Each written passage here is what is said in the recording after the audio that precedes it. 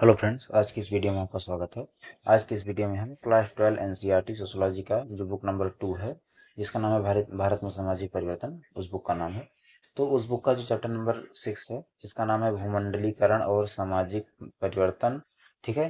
तो इस चैप्टर को हम गवर्नमेंट एग्जाम के पॉइंट ऑफ व्यू से डिटेल में समझेंगे। तो पहले जानते हैं कि इस चैप्टर में क्या बताया गया है। तो भूमंडलीकरण वह प्रक्रिया है जिसके द्वारा विश्व के विभिन्न देश सामाजिक, सांस्कृतिक और राजनीतिक और तकनीकी रूप से एक दूसरे से मतलब अधिक जुड़े और परस्पर निर्भर हो जाते हैं, ठीक है। आधुनिक परिवहन, संचार और इंटरनेट ने इस प्रक्रिया को तेज किया है। तो बेसिकली यही सब इस चैप्टर में बताया गया है, ठीक है। फिर आता है भूमंडलीकरण।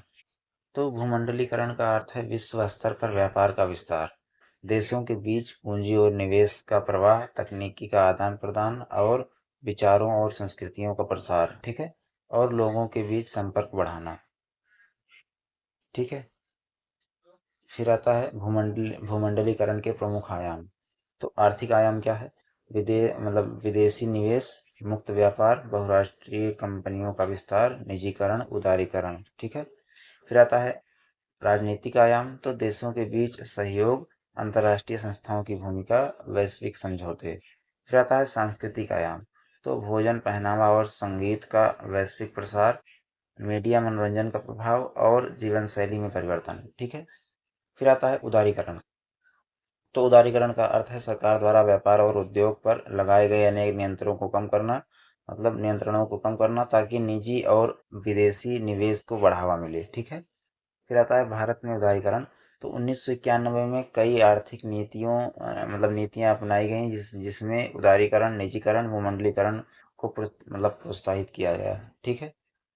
फिर आता है निजीकरण। तो जब सरकारी उद्योग और सेवाओं में निजी क्षेत्र की भागीदारी बढ़ाई जाती है, तो इसे निजीकरण कहते हैं। इसका लाभ क्या है? तो प्रतिस्पर्धा बढ़ती है, सेवाओं की गुणवत्ता में सुधार होता है, ठीक है, निवेश बढ़ता है।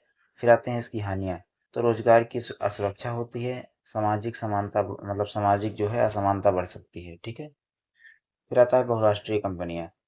तो वे कंपनियां जो एक से अधिक देशों में उत्पादन या व्यापार करती हैं, बहुराष्ट्रीय कंपनियां कहलाती हैं। उदाहरण के लिए गूगल, माइक्रोसॉफ्ट, सैमसंग, टोयोटा। विशेषताएं क्या हैं इनकी? तो वैश्विक व्यापार, आधुनिक तकनीक, बड़े पैमाने पर निवेश और अंतर्राष्ट्रीय बाजार। फिर आता है इलेक्ट्रॉनिक अर्थव्यवस्था। तो इंटरनेट और डिजिटल तकनीक के माध्यम से होने वाले आर्थिक लेन-देन को इलेक्ट्रॉनिक अर्थव्यवस्था कहते हैं। उदाहरण के लिए ऑनलाइन बैंकिंग, यूपीआई, भुगतान, ई-कॉमर्स, डिजिटल सेवाएं, ठीक है। फिर आता है ज्ञान आधारित अर्थव्यवस्था। तो यह एक ऐसी अर्थव्यवस्था है जिसमें ज्ञान, सूचना, तकनीकी और नवाचार सबसे महत्वपूर्ण संसाधन होते हैं। इसके प्रमुख क्षेत्र कौन से हैं? तो सूचना प्रौद्योगिकी, सॉफ्टवेयर, अनुसंधान, शिक्षा है, ठीक है। फिर आते हैं भूमंडलीकरण और श्रम। तो भूमंडलीकरण के कारण श्रम बाजार में भी परिवर्तन हुए और इसका सकारात्मक प्रभाव क्या हुआ? तो नए रोजगार मिले, आईटी सेवा क्षेत्र का विस्तार हुआ, ठीक है। अंतरराष्ट्रीय अवसर बढ़े, ठीक है। फिर आता है नकारात्मक प्रभाव। तो अस्थायी रोजगार, ठेका प्रणाली शुरू हुई, नौकरी की अनिश्चितता हुई, ठीक है। फिर आता है भूमंडलीकरण और रोजगार। तो सकारात्मक क्या हुआ? रोजगार के क्षेत्र में भूमंडलीकरण के आने से तो बीपीओ और आईटी उद्योग का विकास, विदेशी कंपनियों में रोजगार, कौशल आधारित नौकरियां, ठीक है। फिर आते हैं नकारात्मक प्रभाव पर। तो पारंपरिक उद्योगों पर दबाव पड़ा, छोटे उद्योग की प्रतिस्पर्धा बढ़ गई, रोजगार की अस्थिरता बढ़ गई, ठीक है। फिर आते हैं भूमंडलीय संचार। इंटरनेट, मोबाइल उपग्रह और सोशल मीडिया ने एक ठीक है। तो इंटरनेट, मोबाइल उपग्रह और सोशल मीडिया ने विश्व को एक दूसरे से जोड़ दिया है। इसका प्रभाव क्या हुआ? जानकारी तेज हुई, आदान प्रदान, ऑनलाइन शिक्षा ये बढ़ी और डिजिटल व्यापार, वैश्विक संपर्क बढ़ा, ठीक है।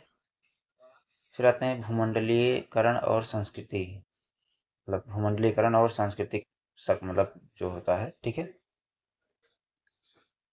तो कहने का मतलब ये है कि भूमंडलीकरण से संस्कृति पर क्या प्रभाव पड़ा। तो जो सकारात्मक प्रभाव पड़ा वो संस्कृति का आदान प्रदान, नई कला और तकनीक का विकास और वैश्विक जागरूकता, ये सकारात्मक प्रभाव हुआ। फिर नकारात्मक प्रभाव क्या पड़ा? तो स्थानीय संस्कृतियों पर प्रभाव पड़ा, उपभोक्तावाद, पारंपरिक मूल्य में परिवर्तन हुआ, ठीक है। फिर आते हैं कॉरपोरेट संस्कृति, ठीक है, कॉरपोरेट कल्चर।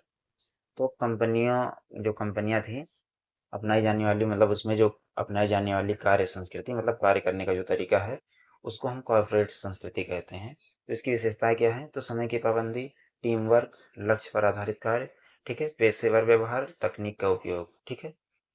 फिर आते हैं उपभोक्तावाद। तो जब लोग आवश्यकता से अधिक वस्तुओं की खरीद और उपभोग पर जोर देते हैं तो इसे उपभोक्तावाद कहते हैं। कारण क्या है इसका? तो विज्ञापन, मीडिया, ऑनलाइन खरीदारी और वैश्विक बाजार। फिर आते हैं भूमंडलीकरण के लाभ। तो इसका आर्थिक विकास क्या हुआ? विदेशी निवेश हुआ, नई तकनीक, बेहतर संचार हुआ, ठीक है। रोजगार के नए अवसर, शिक्षा और ज्ञान का विस्तार, ठीक है। फिर आते हैं भूमंडलीकरण की चुनौतियाँ। तो आर्थिक असमानता, बेरोजगारी, पर्यावरण प्रदूषण, स्थानीय उद्योगों पर दबाव, सांस्कृतिक पहचान का प्रभाव, सांस्कृतिक पहचान पर प्रभाव, उपभोक्तावाद में वृद्धि। फिर आते हैं इस चैप्टर से महत्वपूर्ण पॉइंट जिनको आपको विशेष रूप से याद रखना है। जैसे कि 1991 की नई आर्थिक नीति ने भारत में उदारीकरण, निजीकरण और भूमंडलीकरण को बढ़ावा दिया। बहुराष्ट्रीय कंपनियां अनेक देशों में व्यापार करती हैं। ज्ञान आधारित अर्थव्यवस्था में सूचना और तकनीकी सबसे महत्वपूर्ण संसाधन है, ठीक है। फिर आते हैं भूमंडलीकरण ने संचार और व्यापार और रोजगार के नए अवसर दिए, लेकिन असमानता और सांस्कृतिक चुनौतियां भी बढ़ाई, ठीक है। तो आशा करता हूँ आपको चैप्टर अच्छा लगा होगा। अच्छा लगा हो तो वीडियो को लाइक करें, चैनल को सब्सक्राइब करें, ठीक है। धन्यवाद।